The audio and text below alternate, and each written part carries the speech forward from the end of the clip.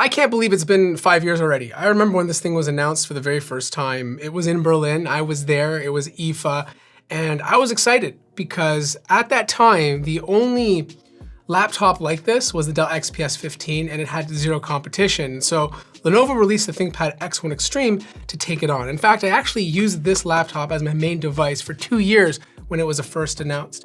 Now here we are, 5 years later, it still looks exactly alike, but there have been a lot of improvements to make it a better product. It's still about 4.15 pounds. This is the model with that weave kind of design on the top. It still has a very carbon fiber rubber feel to the entire product. Looks very business-like, but also clean at the same time. Obviously the ThinkPad light does light up when the laptop is on. On the left-hand side, you have tons of I/O with your power connector, which is 230 watt power brick. You have 2 Thunderbolt 4 ports, HDMI audio jack, and then on the right-hand side, you have your Noble Lock, 2 USB ports, and a full-size SD card slot.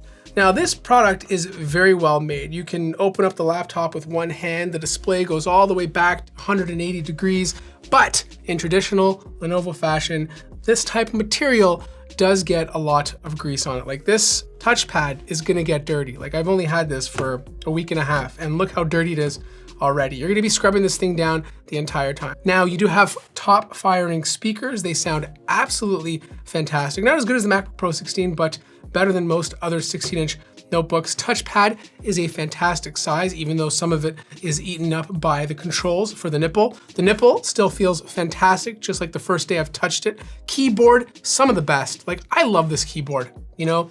On the ThinkPad Extreme, it's hands down at the top 3 keyboards of all time. It just has a nice click to it, good travel distance. It just feels great to type on. Touchpad though, it's accurate, but I don't know, I feel like they need to change it to the touchpad they're using on the Z16. It uses a vibration motor underneath. It doesn't move up and down, and it just works and functions so much better. They should definitely bring it to the ThinkPad Extreme because I just think it will make it a better product. The problem is when you press down on this guy, there's just a lot of space and it just doesn't feel as natural. Now I should also mention you do have a fingerprint scanner embedded into the power button, and you can also use facial recognition to log you in via the webcam and infrared sensors.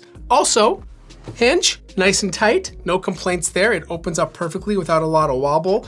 And you also have a gorgeous 16-inch 16:10 display. Now there's a bunch of different options you can choose from. There's a 1920 by 1200 option, but you also have 2 different 3840 by 2400 options.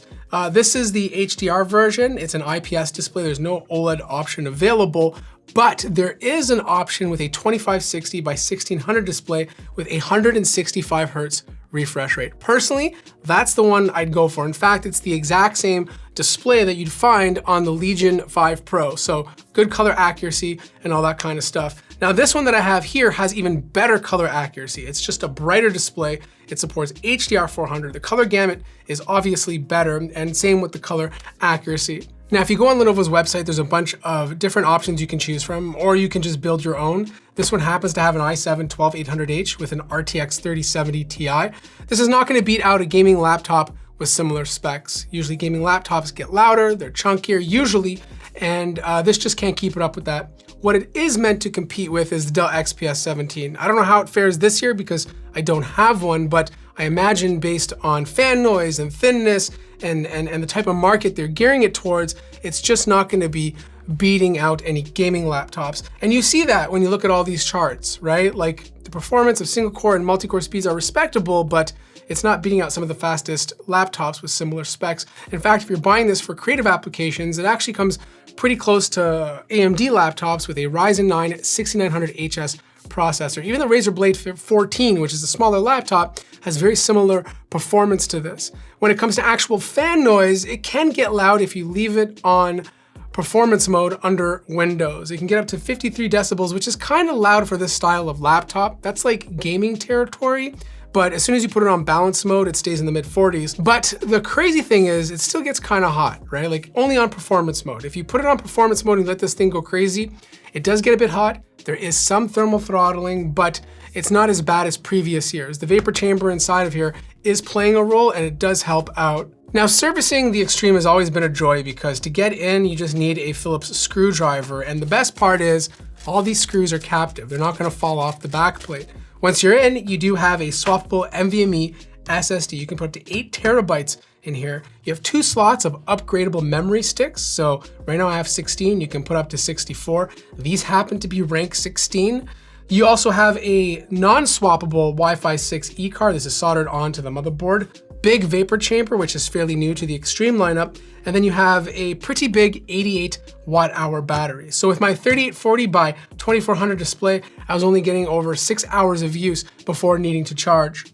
So the X1 Extreme is still a fantastic laptop. It's well built, it's light, it has tons of I/O, it sounds good, the display options are fantastic since you can get a high refresh rate, and it's upgradable, right?